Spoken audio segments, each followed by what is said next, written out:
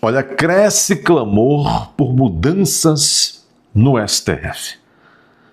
E isto tem elevado, vamos dizer assim, a crise interna e causado claro e palpável desespero dos ministros. Esta também é a opinião até da Vera Magalhães. Vamos ouvir. Viva a Voz de volta, Bruna Barbosa em São Paulo tem mais informações sobre as diretrizes do plano de governo de Romeu Zema, que é pré-candidato à presidência da República. Oi, Bruna, boa noite. Oi, Débora, boa noite, Carol e Vera. O pré-candidato que foi o primeiro a lançar o plano de governo para 2026 fez um evento aqui em São Paulo detalhando as propostas e afirmou que, se for eleito presidente da República, pretende propor ao Congresso uma reformulação do Supremo Tribunal Federal como primeira medida de governo. Essa declaração aconteceu com Zema ao lado dos coordenadores dessa proposta, desse plano. Ele, que é pré-candidato pelo Novo, tem apostado na apresentação antecipada do programa como uma forma de se diferenciar dos outros candidatos. O argumento é de que ele possui um projeto estruturado para o país. E aí, ao detalhar a proposta, diz que pretende criar um novo Supremo com mudanças nas regras de funcionamento da Corte. A gente tem esse trechinho. Minha primeira medida será propor ao Congresso um novo Supremo. Um Supremo em que seus membros prestem contas dos seus atos. Um Supremo em que parentes de ministros não possam ter negócios jurídicos. Um Supremo com idade mínima de 60 anos e mandato de 15. Um novo Supremo é o primeiro passo para um programa de moralização do Judiciário. Bom, o plano de governo de Zema tem como mote o Brasil sem... Apenas uma observação, são ótimas essas propostas. E o Flávio Bolsonaro deveria incorporá-las. No momento próprio, incorporá-las e efetivá-las com a ajuda do Congresso Nacional. Já nos primeiros 90 dias. Intocável. Tenho a impressão de que, posso estar errado, mas o Zema está muito bem assessorado. Muito bem assessorado. Com essas críticas diretas ao judiciário e aqui os... Gostaria de ver o professor Rogério Greco, que foi secretário de Segurança Pública do Estado de Minas Gerais nesses 2 mandatos de Zema como governador. Gostaria de ver, e olha que pode aparecer, eu gostaria de ver o professor Rogério Greco como ministro da Justiça.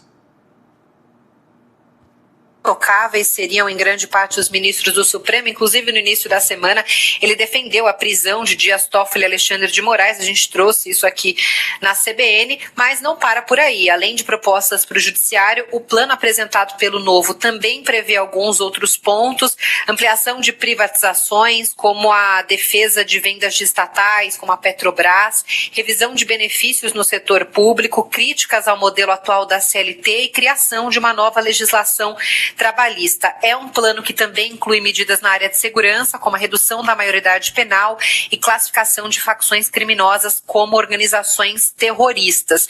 Esse lançamento de Zema acontece numa semana turbulenta, com alguns embates públicos. Ele trocou farpas não só com Dias Toffoli e Alexandre de Moraes, mas também com o ministro Gilmar Mendes, e hoje direcionou ataques também ao presidente do Senado, Davi Alcolumbre. Nos bastidores, há alguns aliados de partidos como o PL, que ainda consideram uma possibilidade de uma composição de chapa com o senador e pré-candidato Flávio Bolsonaro, ainda que um pouco mais remota do que anteriormente, mas Zema voltou a descartar essa hipótese, diz que vai manter a candidatura até o fim e não indicou nomes ou tendências para a vice. Débora.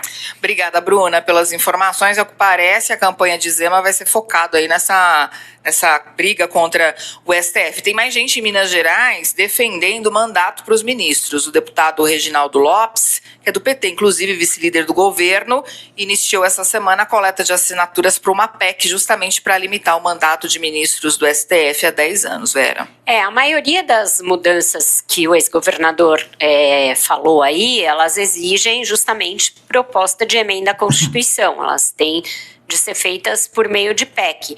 Tem uma série delas que já tramita ali no Congresso, tentando mexer em algumas coisas do funcionamento do STF, limitar decisões monocráticas, tem algumas que falam em mandato, mas essas propostas dificilmente avançam porque o próprio Supremo é muito refratário a qualquer alteração, qualquer proposta de alteração que venha de fora e consegue evitar que essas propostas sigam adiante. Mas eu acredito que a partir de 2027 vai ser mais difícil evitar que pelo menos algumas mudanças sejam discutidas.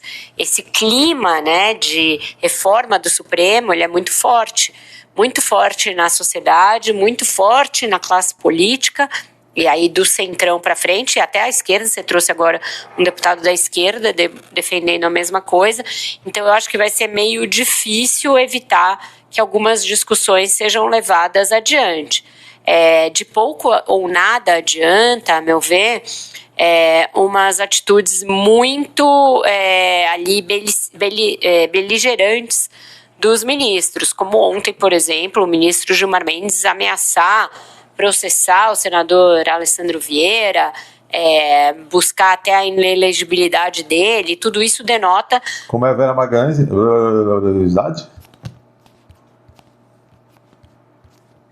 Um certo desespero por parte dos ministros, e acaba ficando muito pior a emenda que soneto, porque aumenta a indisposição da sociedade e da classe política com o judiciário.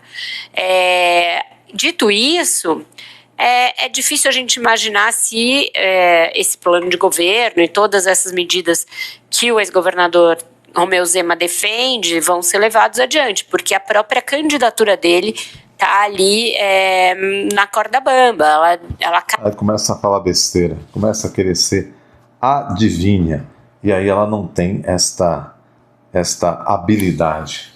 Eu quero trazer aqui para vocês uma notícia, preste atenção, nós vamos desenvolver isso melhor. Acaba de ser publicada uma informação, o governo Lula vai adiar, isso agora, minutos, vai adiar, está correndo para adiar a sabatina do Embessias, marcada para dia 29, agora de abril. Vai adiar, vai jogar para frente, vai indefinir a data, não tem votos. Magno Malta estava certo, disse hoje, vai ser reprovado. Peraí, mas a mídia não estava inflando e tal, que Embessias, que não foi, há 48 horas, 24 horas, todo mundo dizia para aí, Embessias já tem 60 votos no plenário e tal, por dia. Vai ser ministro do STF? Não tem. Não tem. Atenção, atenção. Matéria do Poder 360, governo busca adiar a sabatina de Messias por mais tempo para articulação. Planalto avalia risco de quórum e tempo de articulação e decisão sobre sabatina Jorge Messias ao STF. Eita... Estou dizendo a vocês, a mídia, e ainda o governo ainda está pegando o dinheiro do povo para pagar a mídia para mentir. A verdade é esta que começa a aparecer. Esse sujeito não será ministro do STF.